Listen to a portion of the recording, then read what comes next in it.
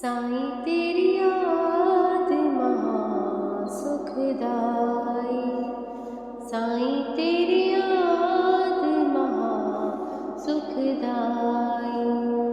एक तू ही रखवाला जग में, एक तू ही रखवाला जग में, तू ही सदा सहाई, तू ही सदा सहाई। साईं तेरी याद महा सुखदाई। बाबा तेरी याद महा सुखदाई। ओम साईं राम। साईं बाबा सबकी रक्षा करना और सही राह दिखाना। श्री साईं सच्चरित्र अध्याय 43। काका महाजनी के मित्र की कथा। बिना बीज के मुनक्कों की कथा। सर्प के रूप में श्री साईं बाबा का प्रकाट्य। काका महाजनी के मित्र की कथा। जिसकी ईश्वर में जिस रूप में श्रद्धा होती है वे ईश्वर के उसी रूप को मानता है। कुछ लोग ईश्वर को सगुण मानते हैं तो कुछ लोग ईश्वर को निर्गुण मानते हैं। काका महाजनी के भी एक मित्र थे जो निराकार को मानते थे। मूर्ति पूजा के वे प्रबल विरोधी थे। एक बार कौतूहलवश ही वे काका महाजनी के साथ शिरडी जाने के लिए तैयार हो गए, लेकिन उन्होंने दो शर्तें भी रखी।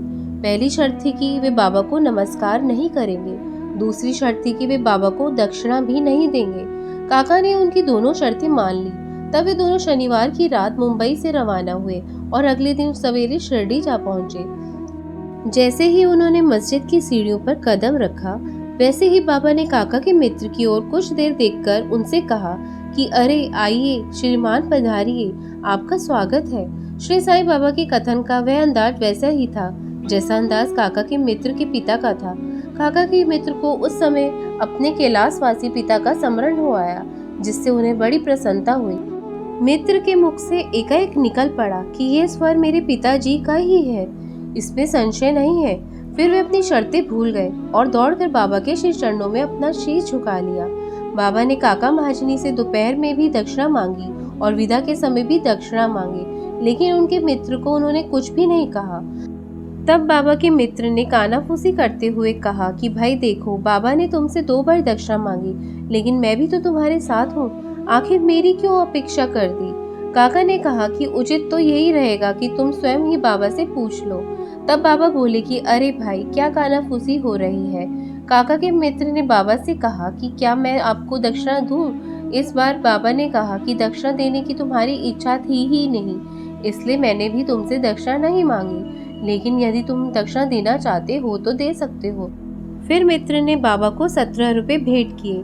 इतने ही रुपए काका ने भी बाबा को भेंट किए थे। तब बाबा ने काका के मित्र को उपदेश देते हुए कहा कि तुम्हारे बीच जो तेली की दीवार अर्थात भेदभाव है उसे हटा दो, जिससे हम परस्पर देखकर मिलने का मार्ग सुगम बना सके। ऐसा कहकर बाबा ने लौटने की अनुमति देते हुए कहा कि तुम्हारी यात्रा सफल रहेगी। उस समय आकाश में बादल छाए हुए थे और हवा भी तेज चल रही थी। फिर भी वे दोनों बिना किसी बाधा के मुंबई पहुंच गए। घर पहुंचकर उन्होंने दरवाजे खिड़कियां खोली तो देखा कि 2 चमगादड़ मरे पड़े थे, जबकि तीसरा चमगादड़ फुर्र से खिड़की में होकर उड़ गया। तब वे विचार करने लगे कि बाबा ने हमें शीघ्र संवता इसलिए भेजा होगा कि तीसरे चमगादड़ के तो प्राण बच जाए। बिना बीज के मुनक्कों की कथा।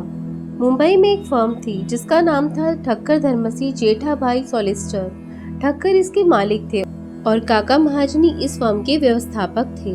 फर्म के मालिक ठक्कर को पता था कि काका महाजनी अक्सर शिरडी जाते रहते हैं और कुछ दिन रुककर बाबा की अनुमति से लौटते हैं। एक बार ठक्कर को बाबा की परीक्षा लेने का विचार आया, इसलिए काका महाजनी के साथ होली के अवसर पर जाने का उन्होंने निश्चय किया।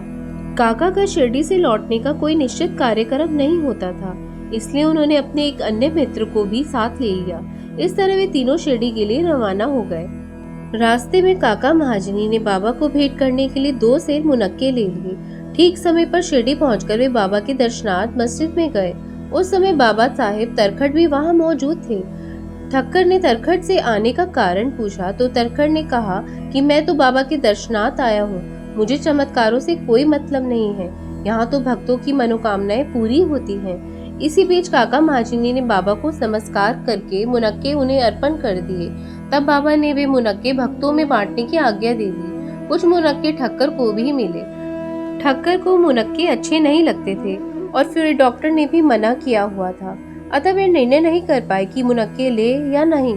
फिर भी ना चाहते हुए उन्होंने मुनक्के लेने पड़े और दिखावे के लिए उन्होंने मुख में डाल लिए। मुख में मुनक्के डालने के बाद वे असमंजस में पड़ गए कि बीजों का क्या किया जाए। मस्जिद के आंगन में तो थूका नहीं जा सकता था, इसलिए बीजों को उन्होंने अपने खीसे में डाल लिया और विचार करने लगे कि बाबा तो संत हैं, वे जानते ही हैं कि मुझे मुनक्के पसंद नहीं हैं, फिर क्या वे इस हेतु मुझे विवश कर सकते हैं। वे ऐसा सोच ही रहे थे कि बाबा ने उन्हें और मुनक्के दे दिए, लेकिन उन्होंने वे मुनक्के हाथ में ही रखे, खाए नहीं। तब बाबा ने उन्हें खा लेने को कहा। उन्होंने आज्ञा का पालन करते हुए मुनक्के चबाए तो वे बिना बीज के थे। वे चमत्कार देखना चाहते थे, अतः बाबा ने उन्हें चमत्कार दिखा दिया। ठक्कर ने सोचा कि बाबा में कैसी अद्भुत शक्ति है कि मन के भावों को पहचान लेते हैं। फिर संशय निवारण के लिए उन्होंने पास बैठे तरकट से पूछा कि तुम्हें बीजों वाले मुनक्के मिले या बिना बीजों वाले। तब तरकट ने कहा कि उन्हें तो बीजों वाले मुनक्के मिले थे। यह सुनकर उन्हें बड़ा आश्चर्य हुआ। फिर उन्होंने सोचा कि बाबा यदि वास्तव में संत हैं तो सबसे पहले मुनक्के काका को ही मिलने चाहिए। ठक्कर का ऐसा विचार जानकर बाबा ने पूर्ण वितरण काका से शुरू करने को कहा। इसके बाद श्यामा ने परिचय कराते हुए बाबा से कहा कि बाबा, ठक्कर काका महाजनी के सेठ हैं। तब बाबा बोले कि ये काका के सेठ कैसे हो सकते हैं, काका के सेठ तो बड़े अद्भुत हैं। बाबा के उत्तर से काका सहमत थे। आखिर ठक्कर जिद छोड़कर बाबा को प्रणाम कर वाड़े लौट गए। दोपहर की आरती हो जाने पर वे बाबा से प्रस्थान के लिए अनुमति मांगने मस्जिद गए। श्यामा ने सिफारिश की तो बाबा बोले कि एक सन के दिमाग का सभ्य पुरुष था, वे स्वस्थ और धनी था, उसे ना शारीरिक पीड़ा थी न मानसिक पीड़ा। फिर वे व्यर्थ की चिंताओं में खोकर इधर उधर भटकता हुआ अशांत रहता था। उसकी ऐसी दशा देखकर मुझे उस पर दया आ गई और मैं उससे बोला कि आप अपना विश्वास स्थिर कर ले, व्यर्थ भटकने से कोई लाभ नहीं है। ठक्कर बाबा का आशय समझ गए कि यह तो मेरी ही कहानी है। ठक्कर चाहते थे कि काका भी साथ लौटे, इसलिए बाबा ने काका को भी साथ लौटने की अनुमति दे दी। बाबा ने काका से 15 रुपए की दक्षिणा मांगते हुए कहा कि यदि मैं किसी से दक्षिणा में 1 रुपया लेता हूँ तो उसे मैं 10 गुना लौटाता हूँ। मैं किसी की भी वस्तु मूल्य दिए बिना नहीं लेता, हर किसी से मैं मांगता भी नहीं हूँ, मैं उसी से मांगता हूँ जिसकी ओर फकीर संकेत करता है। उसी की दक्षिणा स्वीकार होती है जो विगत जन्म का ऋणी होता है। दानी दान देकर भविष्य के लिए बीज बोता है। धन का उपयोग धर्म अर्जन के लिए ही होना चाहिए। यदि धन का व्यय व्यक्तिगत जरूरतों के लिए हो तो वह दुरुपयोग है। पिछले जन्म में जब तुमने दान ही नहीं किया तो इस जन्म में कुछ पाने की आशा कैसे कर सकते हो। अतः पाने की आशा है तो अभी दान करो। दक्षिणा से वैराग्य बढ़ता है, वैराग्य से भक्ति और ज्ञान की वृद्धि होती है। 1 देकर 10 गुणा लो। बाबा के ऐसे वचन सुनकर ठक्कर ने अपने संकल्प को भूलकर बाबा को 15 रुपए की भेंट दी। ठक्कर ने सोचा कि उनका शिरडी आना व्यर्थ नहीं गया, उनकी तमाम शंकाओं का समाधान हो गया और शिक्षा भी मिल गई। बाबा के लिए सभी समान थे, उन्होंने कभी किसी का निरादर नहीं किया, वे सुख दुख के भाव से बहुत दूर थे। सर्प के रूप में श्री साईं बाबा का प्रकाट्य। रघु पाटिल शिरडी के रहने वाले थे। एक बार वे बालाजी पाटिल के पास निवासी में गए। वहां उन्हें संध्या समय पता लगा कि एक सर्प फुफकारता हुआ गौशाला में घुस गया। सर्प से भयभीत होकर गौशाला के पशु इधर उधर भागने लगे। घर के लोग भी घबरा गए, लेकिन बालाजी का विचार था कि सर्प के रूप में श्री साईं बाबा ही प्रकट हुए हैं, इसलिए वे एक प्याले में दूध पिलाकर निर्भयता पूर्वक सर्प के सामने रखकर बोले कि बाबा, फुफकार कर क्यों शोर मचा रहे हो, क्या आप मुझे डराना चाहते हो? यह दूध का प्याला लीजिए और शांति से पी लीजिए। इतना कहकर बालाजी निर्भीकता पूर्वक सर्प के पास ही बैठ गए, जबकि परिवार के अन्य लोग घबरा रहे थे। कुछ ही देर में सर्प न जाने कहां गायब हो गया।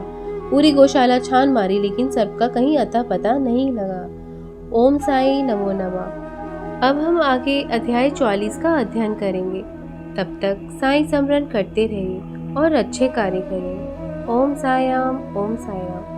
अगर आपने साईं तेरे नाम चैनल अब तक सब्सक्राइब नहीं किया है तो प्लीज़ सब्सक्राइब ज़रूर करेगा।